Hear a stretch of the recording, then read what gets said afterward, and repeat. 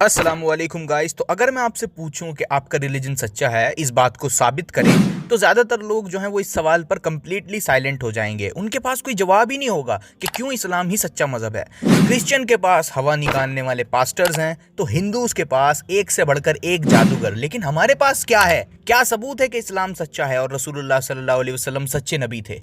तो आज मैं आपको 10 क्लियर प्रूफ्स दूंगा जिससे ये बात साबित होगी कि इस्लाम ही हक है, इस्लाम ही ट्रू रिलीजन है। तो कुरान के चैप्टर नंबर 41 वर्स नंबर 11 में अल्लाह सुब्हानहू व तआला ज़मीन और आसमान की क्रिएशन डिस्कस कर रहे होते हैं, और क्रिएशन डिस्कस करते करते अल्लाह सुब्हानहू व तआला कुरान में कहते हैं, फिर अल्लाह ने आसमान की तरफ ध्यान दिया और वो धुआं था। तो यह आयत हमको बताती है कि एक टाइम हमारे इस यूनिवर्स की क्रिएशन में ऐसा आ चुका है जिस वक्त ये धुआं था, और आज की मॉडर्न साइंटिफिक डिस्कवरीज ने यह बात को प्रूव किया है कि एक टाइम पर हमारा ये पूरा सोलर सिस्टम स्मोक था, जिसको कॉस्मिक डस्ट कहा जाता है। लेकिन ये ज्यादा स्मोक की तरह था। साइंटिफिक आर्टिकल में भी स्मोक वर्ड ही यूज होता है। उसके बाद ये कॉस्मिक डस्ट और स्मोक आपस में मिल मिलकर बहुत बड़े हो गए, और इस तरह से हमारा पूरा सोलर सिस्टम फॉर्म हुआ। Clip of scientist. Into a creator. We believe that our own solar system was a cloud sitting there in space, more or less minding its own business, when a supernova shockwave struck the cloud and have it collapse down and form a new star system. तो 1400 साल पहले मोहम्मद सल्लल्लाहु अलैहि वसल्लम को इस चीज के बारे में किसने बताया? मे बी ये एक इत्तेफाक हो, लेकिन अभी तो शुरुआत है। रसूलुल्लाह सल्लल्लाहु अलैहि वसल्लम ने आज से 1400 साल पहले एक बात हमको बताई थी, जो कि सही अल बुखारी 1036 नंबर हदीस में कुछ इस तरह आई है कि क़यामत जब तक नहीं आएगी जब तक जलजले अर्थक्वेक्स फ्रीक्वेंट ना हो जाएं, यानी ज़्यादा आम ना हो जाएं, यानी क़यामत से पहले जलजलों की फ्रीक्वेंसी बढ़ जाएगी। और आप कुछ डाटाज देख सकते हैं, ओवरऑल अर्थक्वेक्स की तादाद बढ़ती ही जा रही है। ऐसा तो हो रहा है कि किसी साल ज़्यादा किसी साल कम, लेकिन ओवरऑल ग्राफ जो है वो ऊपर की तरफ ही जा रहा है। और एक है, इसमें भी आप देख सकते हैं कि नंबर ऑफ अर्थक्वेक्स की तादाद बढ़ती ही जा रही है। Earthquakes are becoming more frequent, और आए दिन हम सुनते ही रहते हैं कि अब यहाँ अर्थक्वेक आया और अब वहाँ अर्थक्वेक आया। पहले ऐसा नहीं था 1400 साल पहले। तो इतनी एक्यूरेट प्रिडिक्शन 1400 साल पहले कौन बता सकता था रसूलुल्लाह सल्लल्लाहु अलैहि वसल्लम को? कुरान में एक और बड़ी कमाल की और माइंड ब्लोइंग चीज़ हमको देखने को मिलती है। कुरान के चैप्टर 17 वर्स 12 में आता है, अल्लाह सुब्हानहू व तआला ने रात और दिन को दो निशानियां बनाया। रात की निशानी यानी मून को हमने धुंधला कर दिया, मिटा दिया, इरेज कर दिया या फीका कर दिया, और दिन की निशानी यानी सूरज को हमने चमकता रखा। तो इस आयत से हम साफ देख सकते हैं कि रात की निशानी को अल्लाह ने मिटा दिया या बुझा दिया, यानी एक टाइम पर चांद भी जलता था, रोशन था सूरज की तरह, और चांद में भी बहुत चमक थी। लेकिन क्योंकि अल्लाह ने उसको रात की निशानी बनाया तो उसको बुझा और मिटा दिया गया, उसकी लाइट छीन ली गई। और आज ये कोई ढकी छुपी बात नहीं है, आज साइंटिस्ट इस बात को जानते और मानते हैं कि एक टाइम पर हमारा ये मून एक फायरी मैस था। फिर धीरे धीरे इसकी आग ठंडी हुई और ये बुझ गया। That the Earth formed, and while it was still young, another planet-sized object, something about the size of Mars, came in and hit the Earth, blew off a huge amount of material, which then coalesced and formed the moon. और आज भी कुछ ऐसे संकेत हमको मिलते रहते हैं मून की तरफ से कि शायद ये स्टिल थोड़ा थोड़ा एक्टिव है अंदर से। The moon is small enough that over 4 billion years, it should have cooled all the way through. And yet, there's still some things that we see that maybe kind of sort of indicate that there's still stuff going on inside of it. तो रसूलुल्लाह सल्लल्लाहु अलैहि वसल्लम को ये सब बातें किसने बताई 1400 साल पहले? रसूलुल्लाह सल्लल्लाहु अलैहि वसल्लम ने सही मुस्लिम की हदीस नंबर 157C में इरशाद फरमाया कि क़यामत जब तक नहीं आएगी जब तक अरब की सरजमी वापस हरी ना हो जाए। यानी रसूलुल्लाह सल्लल्लाहु अलैहि वसल्लम 1400 साल पहले एक छोटे से शहर के छोटे से इलाके में फरमा रहे हैं कि पहले अरब की ज़मीन ग्रीन होगी, उसके बाद क़यामत आएगी। और आज ये पेशन गोई हम अपनी आंखों से पूरी होते हुए देख पा रहे हैं। ये नासा की सैटेलाइट इमेजेस से भी आप देख सकते हैं कि कैसे पहले सिर्फ रेगिस्तान रेगिस्तान था, सिर्फ रेगिस्तान, और फिर कुछ समय बाद थोड़ी ग्रीनरी आई, और फिर और बढ़ी, और फिर और बढ़ी, और सऊदी अरब के कई इलाकों में खेत और ग्रीनरी आ चुकी है, आप खुद देख सकते हैं। और सऊदी भी 450 मिलियन ट्रीज प्लांट करने का टारगेट लेके चला है 2030 तक। तो ये पेशन गोई के सऊदी हरा हो जाएगा हमारी आंखों के सामने पूरा हो रही है। अगेन 1400 साल पहले ये सब कौन बता सकता था, वो भी इतनी एक्यूरेटली। रसूलुल्लाह सल्लल्लाहु अलैहि वसल्लम को ये सब बातें कैसे पता चली?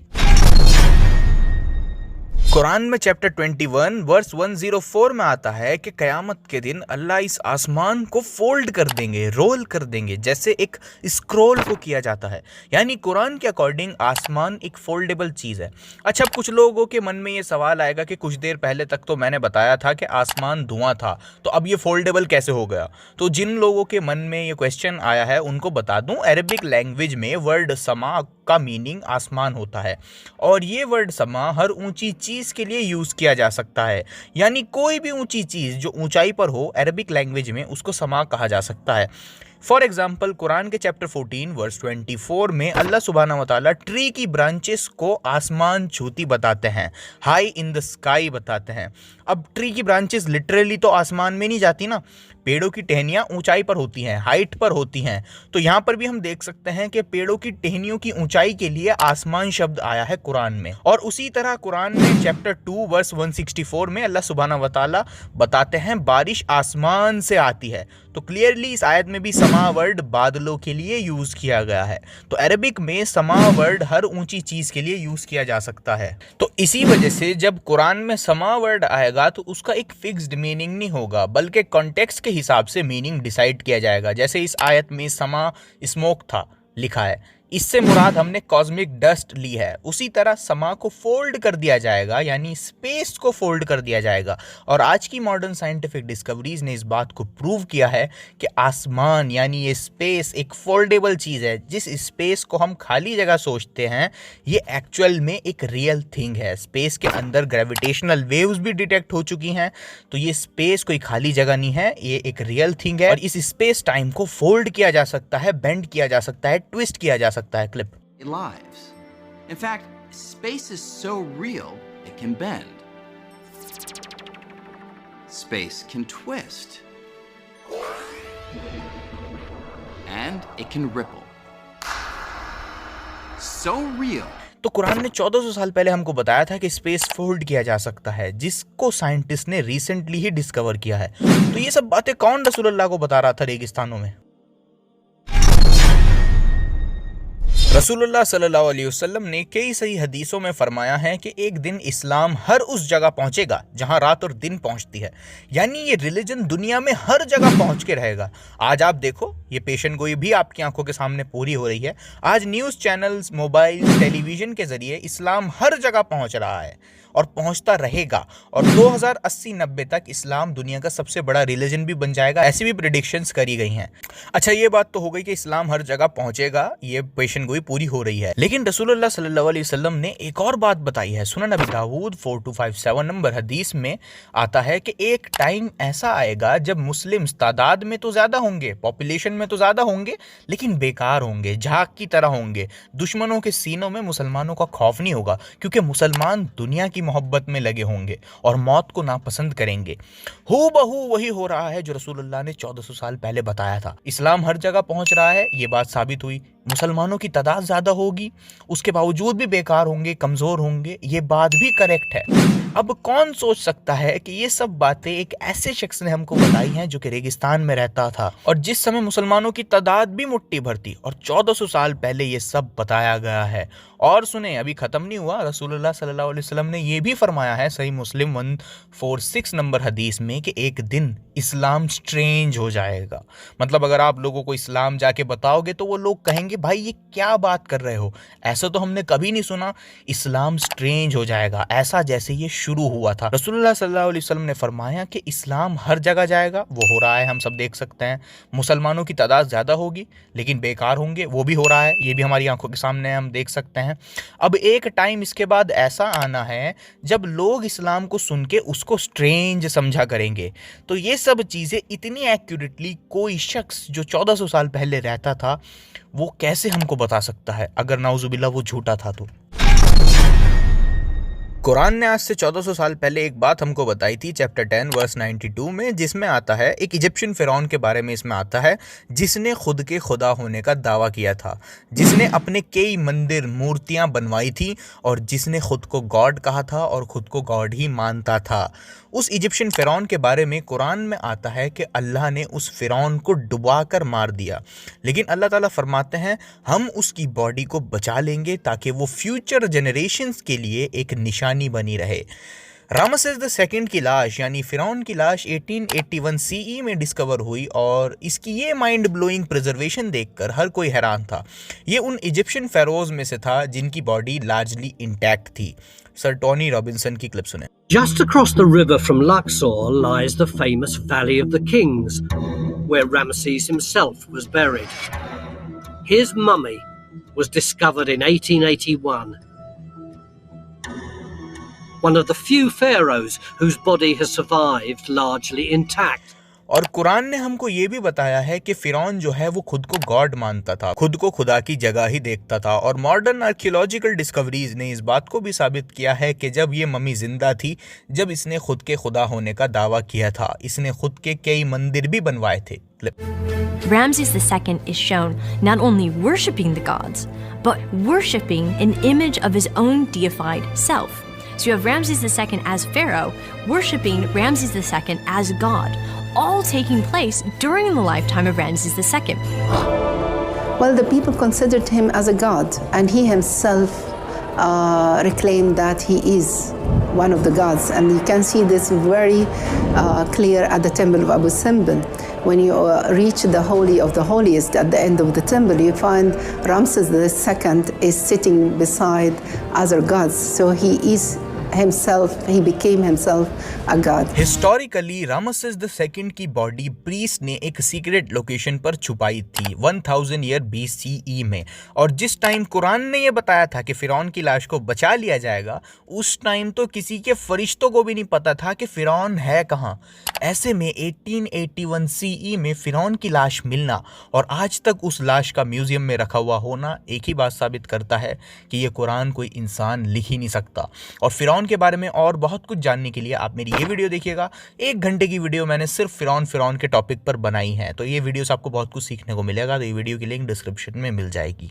तो ये बात रसूलुल्लाह सल्लल्लाहु अलैहि वसल्लम को किसने बताई कि फिरौन की लाश को बचा लिया जाएगा और वो लाश हमको मिल भी जाती है? रसूलुल्लाह सल्लल्लाहु अलैहि वसल्लम ने आज से 1400 साल पहले रेगिस्तान में बैठकर एक प्रोफेसी हमको बताई थी, बड़ी कमाल की प्रोफेसी। रसूलुल्लाह सल्लल्लाहु अलैहि वसल्लम सही बुखारी हदीस नंबर 50 में फरमाते हैं कि जब काले ऊंटों के चरवाहे कंपीट करने लगे, ऊंची ऊंची इमारतें बनाने में फक्र करने लगे, कंपीट करने लगे, तब कयामत का वेट करना। रसूलुल्लाह ने फरमाया कि ये चरवाहे, ये ऊंटों के चराने वाले, ये लोग बड़ी बड़ी बिल्डिंग्स बनाने में कंपटीशन करेंगे और ये पेशन गोई भी आपकी आंखों के सामने पूरी हो रही है। 50s तक इन अरब के लोगों की हालात ऐसी रही, लेकिन 50s में क्या हुआ? ऑयल मिला, द ब्लैक गोल्ड। फिर तो आप सब लोग जानते ही हैं कि क्या हुआ। फिर इन्हीं ऊंटों के चरवाहों ने ऊंची ऊंची इमारतें बनाना शुरू कर दिया, एक दूसरे से कंपटीशन शुरू कर दिया। दुनिया की सबसे ऊंची बिल्डिंग दुबई में है, बुर्ज खलीफा, और अब एक जेद्दा टावर बन रहा है सऊदी में जो बुर्ज खलीफा से भी ऊंचा होगा, और एक और प्रोजेक्ट है जो कि 2 किलोमीटर लंबा होगा। तो एक कांस्टेंट कंपटीशन चल रहा है। तो ये बात कौन 1400 साल पहले सोच सकता था? जहां ये लोग ऊंटों को चराया करते थे, आज वहीं पर ऊंची ऊंची इमारतें बनी हुई हैं। फिर मेरा सवाल यही होगा कि कौन सी टाइम ट्रैवल की मशीन रसूलुल्लाह सल्लल्लाहु अलैहि वसल्लम को ये सब जानकारी दे रही थी? अच्छा, कुछ लोग आज भी और आज से 2-3 साल पहले तक भी कुरान की चैप्टर 16 वर्स 15 का मजाक बनाते थे और कहते थे कि कुरान में तो लिखा है कि माउंटेन्स अर्थक्वेक्स को प्रिवेंट कर सकते हैं, यानी माउंटेन्स की वजह से अर्थक्वेक्स का इम्पैक्ट कम हो सकता है। कुरान में ऐसा लिखा है उनके अकॉर्डिंग। तो इस्लाम के दुश्मन कहते हैं कि कुरान अनसाइंटिफिक है क्योंकि माउंटेन्स अर्थक्वेक्स को प्रिवेंट नहीं कर सकते हैं। Clip. Mountains prevent earthquakes, and the Quran even claims that these mountain things prevent earthquakes. That's why they are planted into the earth. Now I get it. If you honestly Google for such a claim, you only find Islamic or pro-Islamic sources. देखा कैसे इस्लाम का दुश्मन कुछ समय पहले तक इस बात पर कुरान का मजाक बना रहा था, लेकिन आज अल्हम्दुलिल्लाह कई आर्टिकल्स और जियोलॉजिस्ट के पीयर रिव्यूड पेपर अवेलेबल हैं जिसमें इस बात को बताया गया है कि एक्चुअली माउंटेन्स अर्थक्वेक को प्रिवेंट कर सकते हैं और माउंटेन्स अर्थक्वेक्स को दूसरी जगह पर भी भेज सकते हैं, जिससे उनकी पावर और बढ़ सकती है और माउंटेन्स अर्थक्वेक की पावर को, उसके इम्पैक्ट को कम भी कर सकते हैं। तो माउंटेन्स अर्थक्वेक्स के इम्पैक्ट को कम भी कर सकते हैं और बढ़ा भी सकते हैं। और इस आयत की और भी मल्टीपल इंटरप्रिटेशंस हैं, सिर्फ यही नहीं है। लेकिन जिस आयत का ये लोग मजाक बना रहे थे, आज हम उन लोगों का मजाक बना रहे हैं। तो 1400 साल पहले ये बात रसूलुल्लाह सल्लल्लाहु अलैहि वसल्लम को कौन बता सकता था कि माउंटेन्स जो हैं वो अर्थक्वेक को प्रिवेंट कर सकते हैं। रसूलुल्लाह सल्लल्लाहु अलैहि वसल्लम की एक हदीस है, सही मुस्लिम 2646। इसमें आता है जब बच्चा माँ के पेट में होता है तो वो पहले एक ड्रॉप ऑफ सीमेन होता है, फिर वो क्लॉट ऑफ ब्लड होता है, फिर वो लंप ऑफ फ्लैश बनता है एंड उसके बाद मेल एंड फीमेल बनता है। तो इस हदीस का इस्लाम के दुश्मन आज भी मजाक बनाते हैं और कहते हैं कि बच्चा मेल बनेगा या फीमेल बनेगा, ये चीज़ तो इस स्टेज से ही तय होती है जब सिर्फ स्पर्म होता है, तभी से ये तय होता है कि बच्चा मेल बनेगा या फीमेल बनेगा। लेकिन उन इस्लाम के दुश्मनों को ये चीज़ नहीं पता कि इस हदीस में रसूलुल्लाह सल्लल्लाहु अलैहि वसल्लम एम्ब्रियो की फाइनल शेप की बात कर रहे हैं। फाइनल शेप यानी इस हदीस के अकॉर्डिंग एम्ब्रियो को उसकी फाइनल शेप कई स्टेजेस के बाद मिलती है और ये चीज़ आज साइंटिफिकली हमको पता है। ये रिसर्च पेपर आपके सामने है, genetic mechanism of sex determination. इसमें साफ साफ बताया है 7th वीक से पहले एम्ब्रियो जो है वो इनडिफरेंट होता है, यानी 7वें हफ्ते से पहले एक एम्ब्रियो ना तो मेल की तरह दिखता है और ना ही फीमेल की तरह दिखता है। 7th वीक के बाद सेक्सुअल डिफरेंस शुरू होता है। तो जैसा कि इस हदीस में बताया गया कि एक एम्ब्रियो को उसकी फाइनल शेप बाद में मिलती है, आज मॉडर्न साइंस भी वही कहती है। Clip. Your baby's sex is set at conception. At around 7 weeks, your baby's internal sex organs, such as ovaries and testes, begin to form in the abdomen. Male and female sex organs and genitalia look the same at this stage because they're derived from the same structures. और यही वजह है कि professor की तलमूर जो कि एक माने जाने एम्ब्रियोलॉजिस्ट हैं, जब उनको कुरान की आयतें जो कि एम्ब्रियोलॉजी के ताल्लुक से हैं और ये हदीसें दिखाई गई, तो उन्होंने भी कहा था कि ये सब जानकारी रसूलुल्लाह सल्लल्लाहु अलैहि वसल्लम को अल्लाह के सिवा कोई और नहीं दे सकता है। Descriptions of the human embryo in the Quran cannot be based on scientific knowledge in the 7th century. The only reasonable conclusion is that these descriptions were revealed to Muhammad from God. तो आप बताएं, ये सब information रसूलुल्लाह को कौन दे सकता है 1400 साल पहले? एविडेंसेस बिल्कुल क्लियर है, बस आपको हिम्मत करके एक्सेप्ट करना है।